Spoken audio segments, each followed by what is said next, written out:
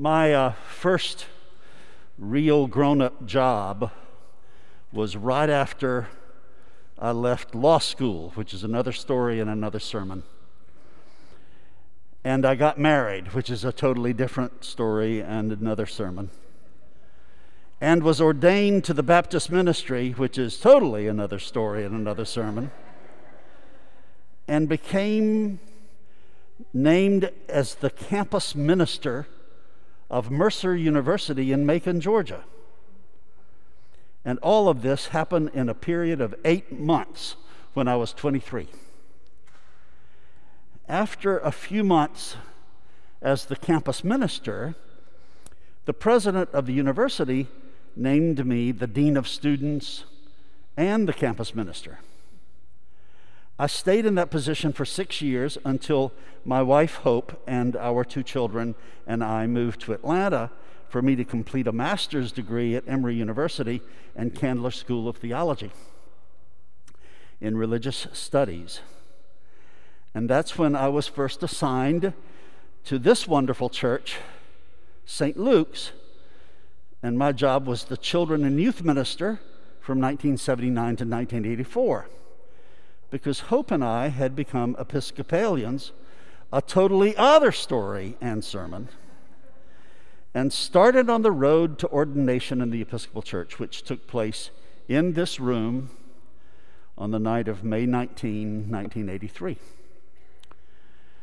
But the story I want to tell you this morning, which illustrates today's gospel lesson, is back at Mercer and back in my Baptist days. When Mercer University President Dr. Rufus Harris named me Dean of Students as well as campus minister, he also made me a member of his executive staff, which meant that 15 or so of us had lunch with President Harris most Wednesdays in the exclusive president's dining room. And the purpose was to talk over his plans for the university that week. We addressed controversial issues that were going on, like religion. We were headed toward a separation from the Southern Baptists down the road. And race. We were getting our sea legs about being an interracial university. It's where I cut my teeth on civil rights issues. We also heard the president tell us jokes and stories and arguments which turned out to be his rehearsals for components we later heard in his addresses to the students or to the Board of Trustees meetings. It was a place where the president shared his plans in a pretty intimate setting. It was like what I imagine when someone makes full partner in their company or law firm. There is a room in every system where the plans are laid out. It could be in a mahogany paneled boardroom. It can be a pillow talk between spouses or partners. It can be those moments when friends or family members go quiet on a walk before an intimacy is courageously shared.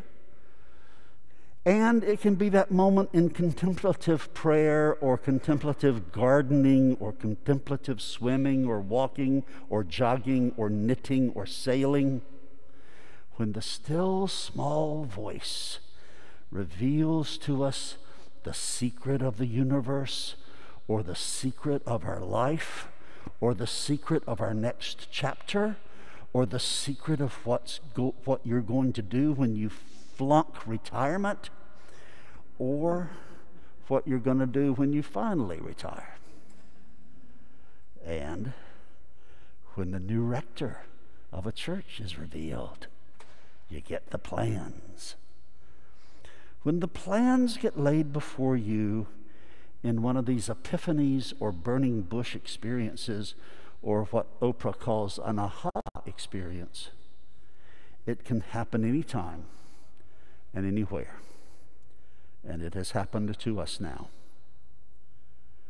But Jesus this morning calls that moment when you know and feel that you are no longer a servant of God or a servant of Jesus, but you are their friend, their personal friend.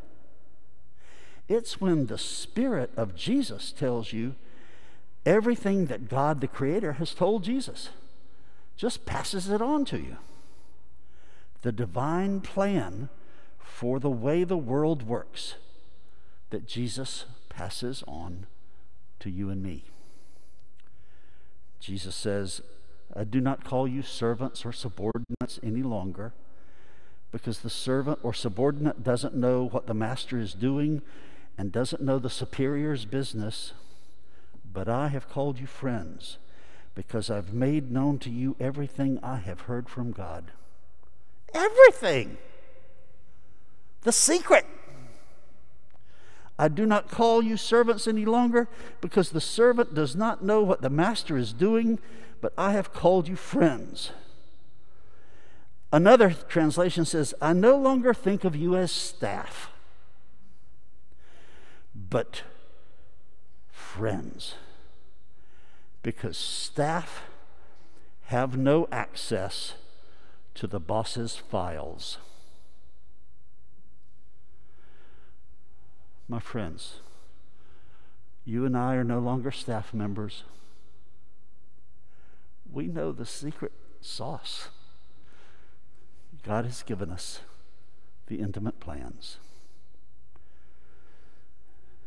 And Jesus summarizes the secret sauce this way: love one another. I've loved you the way my Father has loved me. So make yourselves at home in my love. Make love your home base. If you keep my commandments, you'll remain intimately at home in my love. That's what I've done. I have kept my Father's commandments and made myself at home in his love. But remember the root command: love one another. Now, I have told you the essence of this gospel lesson, and there are two things left to say. The last Sunday I preached a sermon about how highly irregular God is. God is always in every crucifixion and going on, always making new things out of old things, always making new life out of death. God is doing that inside our hearts right this second. No matter what crucifixion you may be aware of, God is making new life out of it. On that Sunday, I told a story I had seen on nightly news with Lester Holt about a guy named Chris Buckley, who was a former second in command of the KKK in the United States of America, and how he had done a 180 in his life. Well, within days, because of the amazing network of God's creation, and Ann Kramer called me and said, would you like to meet the ladies who are making a documentary about that guy? God always is interconnecting and interdepending all of us all the time. Well, within days, I had scheduled Chris Buckley and his wife, Melissa. She had courageously intervened in her husband's life of hatred addiction. And these two documentarians who have this film coming out in the fall documenting all of this, I asked in the forum, I asked this former KKK executive, what was the secret sauce of his life's turnaround? He stunned me by saying, Pastor, it was the power of unconditional compassion. I'd never heard that phrase before. And then he unpacked that, including a story about this Buddhist former skinhead white supremacist, white nationalist, who had embodied unconditional compassion in his own life, a guy by the name of Arno Michaelis. So I got in touch with Arno Michaelis, who is my forum guest this morning, and this is how he answered my question about what I call God's plan or God's private files. which have been told to you and me, because we're no longer staff members but friends. We've been made full partners, and we have had a download of the divine plan, and here it is. Arno Michaelis says in the forum today, I've listened to this 3 times, and my wife listened to it with me last night, and we're just stunned. He said, there are 3 noble human qualities called compassion, kindness, and forgiveness. And the biggest weapon you and I have, or anybody has, in the fight for peace and human fellowship is compassion. I was a white nationalist, and the compassion shown to me by people I claimed to hate changed the course of my life. I had a Jewish boss, a lesbian supervisor, and black and Latino co-workers who refused to capitulate to my hostility. They would not reflect my hostility back to them, which is what I was trying to invoke from them. Instead, they put themselves in the position of power with compassion. Pastor, if you ever choose to put yourself in the position of compassion, you've got power over somebody who wants you to hate. May I repeat that? Pastor, if you ever want to put yourself in a position of power, then make sure that you emit compassion toward people who want you to hate. Do not play by the rules your hate-filled or fear-filled opponent sets up, but rather live your life by the tactics of compassion. It was all I could do, he continues, to keep from punching Chris Buckley in the mouth. He was using such horrible racial epithets, things that were dehumanizing to Jews, to lesbians, to gays, to other people of color, to people who were not Christians. He said it was all I could do to keep from punching him in the mouth. What bothered me the most was his racial slurs. He was rubbing my nose in my past as a white nationalist. And that language has been systematically designed to dehumanize people. People who have more melanin in their skin, and that's the only difference between us and them. It dehumanizes people I love and I cherish. And as angry as I was, I took a deep breath. This is my Buddhist meditation practice, Pastor. And in the span of taking that breath, I disconnected my being from his hostility. Let me repeat that. In my deep breath, I disconnected my being from his hostility and reconnected with my compassion. And that's what I expressed to this man. I realized then, and this is powerful, this is Jesus' secret sauce I'm fixing to tell you. I realized that his hostility was because of his suffering. Oh my Lord, if we could pause and take a deep breath and realize that every unattractive behavior was a result of somebody else's suffering, and then we disconnected our being from their hostility and gave them compassion instead of the hatred they want us to give them, we can change the world, which is, of course, what this Buddhist former skinhead, 6'3", 225-pound former skinhead is doing. Well, I hope that you will watch this forum and rewatch it. But now I've got to go to my other thing, and then close. I am in a perpetual glory attack over the announcement of Winnie Verghese as our new rector. I am just stunned. I have known Winnie for more than 25 years. She was ordained to the priesthood in my church in Pasadena because she was not coming through our church, but they were having a diocesan ordination. So she and several others were. So I've known her all these years. We had a 90-minute Zoom yesterday. It was a wonderful reunion. I hadn't talked with her in 3 years. Anyway, she said, "Ed, I am so excited about coming to St. Luke's." She says, "I fell in love with that search committee and that vestry." And I said, "Why, Winnie?"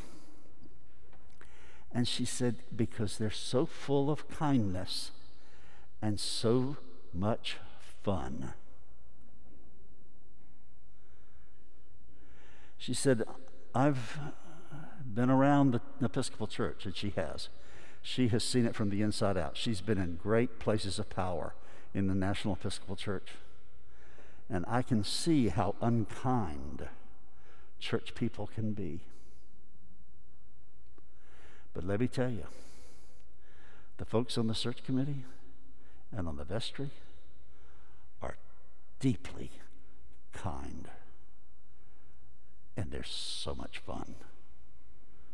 So we got to talk about how much fun I have every Thursday morning at 7 a.m. or 8 o'clock, depending on where I am and what time zone I'm in, with the executive committee and how playful it is. And then she said, "I can't wait to come." She is a senior partner in the boardroom of God, y'all. She knows the secret sauce of compassion because she's received all sorts of prejudice toward her as a woman, a person of color, and a queer person who's married to another woman. She knows it all, and she knows how to return compassion in the face of hostility. Karen Armstrong wrote a book on compassion. She said every major religion has the practice of compassion as its center. But sometimes you'd never know it. Instead, religion is associated with violence, intolerance, and seems more preoccupied by dogmatic or sexual orthodoxy. People don't even seem to know what compassion is. They imagine it means to feel pity for somebody, whereas the root meaning of the Greco-Latin word is to feel with the other person. This is crucial at a time when we're bound together in divisiveness. My brothers and sisters, we know what the secret sauce is. We are friends of God.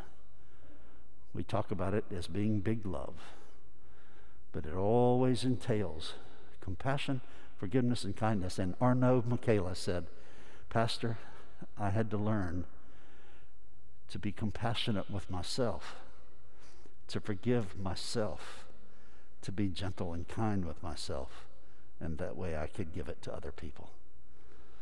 Woo, let's do that. Jesus said, if you do that, your joy will be full and complete, and we will have a ball with Winnie Verghese. Amen? Amen.